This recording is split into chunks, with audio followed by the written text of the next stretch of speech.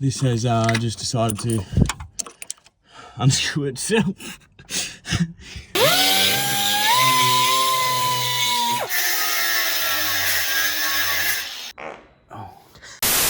So we've been on the hunt for 33 brakes, getting MX83 coilovers, but then you got to weld them in. Piss take. Then I've been on the hunt for S13 front end.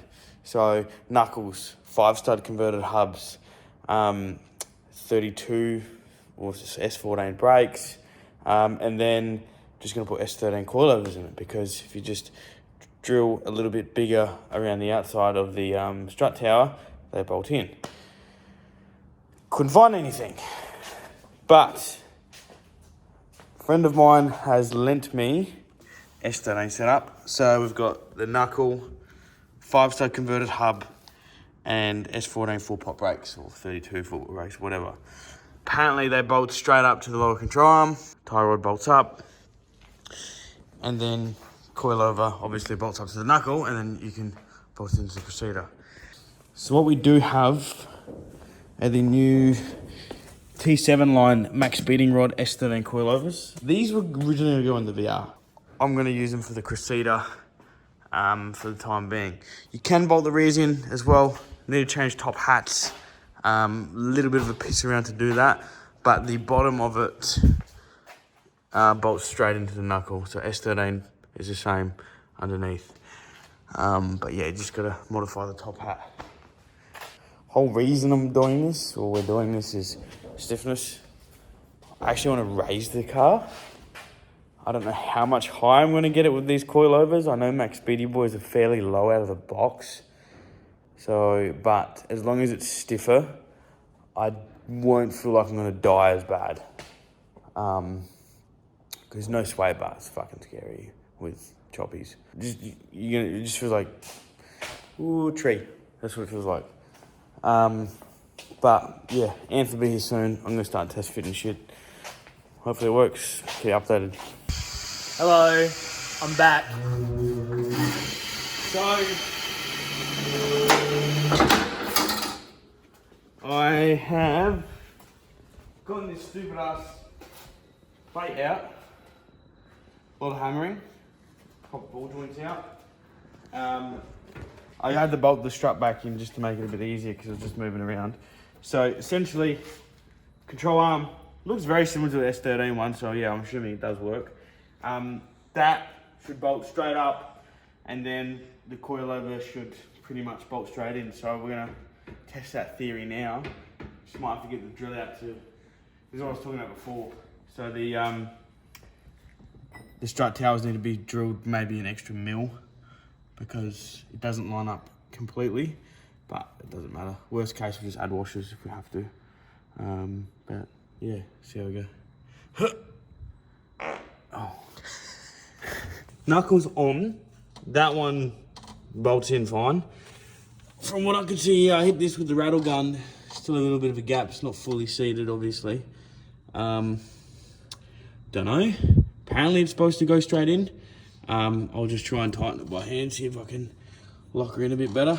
But yeah, Roby's not the greatest, but I mean, I guess it works.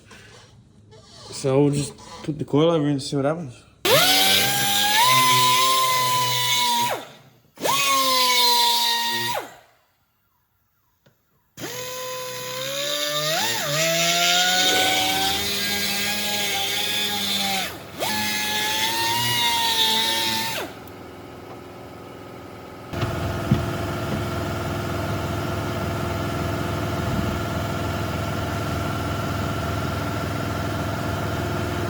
A little bit more. Little bit more.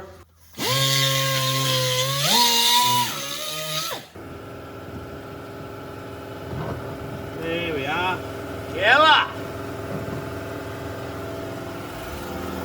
Shut it, please! So, it's pretty short at the moment, but that's how they come out of the box. So, definitely gonna have to adjust that. Let's see what we can get.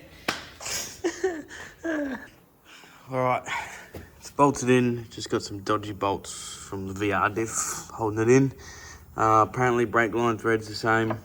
So the only issue I'm having now is the tie rod end. That's not going in all right. I think the tape is wrong. From what I've read up, S13 tie rod ends has the same thread as the Cressida. So I'm gonna go see if I can get some S14 tie rod ends, and hopefully that'll fix it and they'll bolt in properly. Other than that, I have raised it a bit, so it's sitting about there. I'm gonna have to raise it a bit more. I don't want to go too high so there's not a lot of thread holding it, but I'll probably go to about there because it still looks like it's sitting pretty low. But I've also got to take into consideration there's no droop with coilovers compared to the stock struts. Like, it's a lot lower, but there's a lot of droop too. So I'll raise it as high as I can with it being somewhat safe. I might have to drop ice leakers tomorrow and get some tie rod ends. Should be sweet. All right, it's another day. Got the calipers and rotors off. Zach has brought me some spacers just so the Volt can fit. Got these in edge. We're ready to spray these red because I don't have any other colour and red's just fitting, I guess. Been hard at work. Don't mind them. Calipers are painted. Coilovers in. Stopped into sleekers. Got an S14 tie rod end, which goes straight on. Now it's all good. Actually drive it, eh? So for the rears, because S13's 2 bolt, these are 3 bolt. What we've done is we've taken the top hat off, cut this bit off, got to grind it down flat, and then drill a hole here and here to bolt the S13 coilover in. Put the studs back in the top hat, and it should bolt straight up. But I've got to wait till I get some decent drill bits because they're not very good. Tomorrow, I promise. Tomorrow. I'll get you some tomorrow. Thanks, buddy. Now, if you watch this far, jump on the shop, grab yourself a sticker, air freshener, hat. No, actually, no, we don't have hat spray. Damn. We do have shirts, though. Or, alternatively, drink some water. I don't know. Do whatever you want. Yep. But if you do like what we do, and you do want to support us, and you want to rep us with your mates, go on. Hit us up. All right, so we've done one off camera just to make sure we didn't fuck up. So we've cut that off. I've ground it down to be somewhat flush with this. And then that's red because I tried to paint it to mark where the studs are. Didn't go to plan, but ended up rubbing them in. Got it. Got a step drill, drilled that out.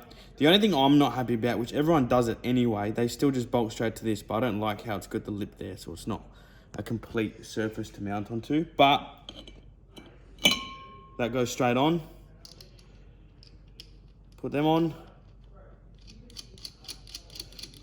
Before I tighten this completely, I'm going to bang these studs back in. And then that is now converted from Cressida to S13. But it's pretty simple. Depending on what coilovers you got, you might have to Dremel this out for the center bit to fit in, but ours sit in perfectly fine. We've got the AU wheels. Yeah, I can't remember what brand they are. Apparently they're like a rarish Japanese wheel. I don't know what they are though, but I got them on the AU. I just pointed at the FG, the AU. But they're the only wheels we got that clear the fucking brakes without spaces. And then after this, we go to Wheel and Tyre Kingdom and see if we can get some better wheels, eh? I'm very excited for that. Hopefully you like the look of it. Just needs to be a bit straighter. What do you reckon? What? Oh, that quarter is rippled, mate. Anyway. All right, let's go. That's what we start with the bump stops on there. Hit the studs out.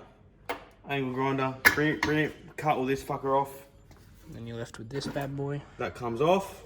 And then you grind it down flat. And then drill 2 holes. Killer. Go for it, bro. Give it a cut. I'm scared.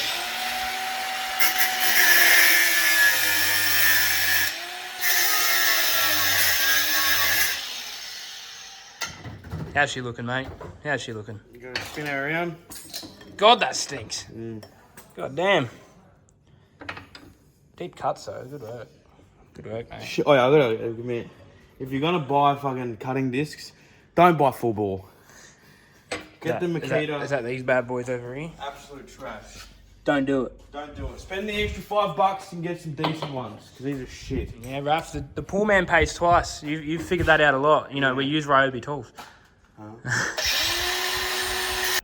All right. It's in. Haven't bolted the bottom in yet, but to show what the top looks like. There's the two S13 studs. Fucking very tight here on this lip, but it is all flush around, so it's just nicking, but not enough to cause any dramas from what I can see. But yeah, I'm still not happy with how it's only like half on because of that lip, but I don't think it's gonna go anywhere. It's fucking tight. So now do the other side.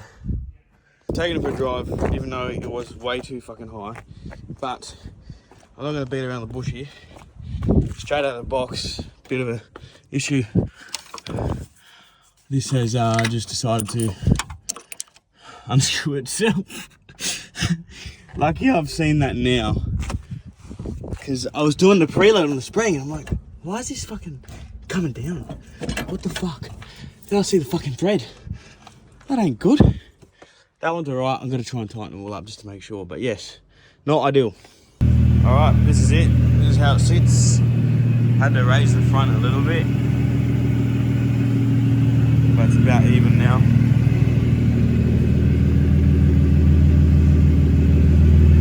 Now we are off. Well, the exhaust is fixed, but there's a leak off the manifold. So I got a new gasket from DLS.